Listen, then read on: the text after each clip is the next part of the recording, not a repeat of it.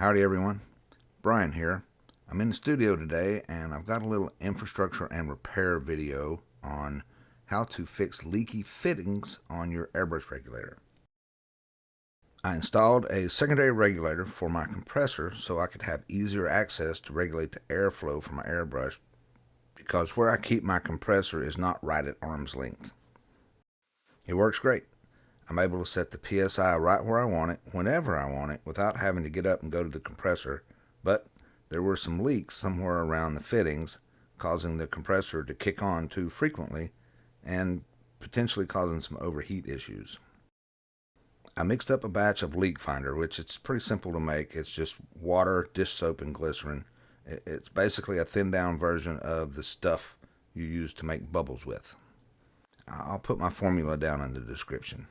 Also, if you don't have the glycerin, don't worry, it'll still work. What the glycerin does is it just makes the bubbles more persistent, allowing you to find smaller, slower leaks before the solution runs off. When I originally installed the regulator, I just grabbed my roll of standard white Teflon tape I use for plumbing repairs and wrapped and installed the fittings just like I would any other portable compressor, but it was obviously not getting the job done.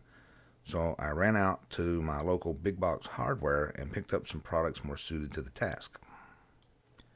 What I found was Rector Seal, premium grade pipe thread sealant, and Oatly Teflon tape.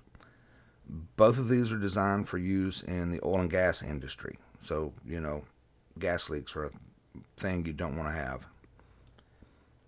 After wrapping the fittings and applying a little bit of thread sealant, I reassembled everything, pressurized the system, and tested it again, and I'm happy to report mission accomplished.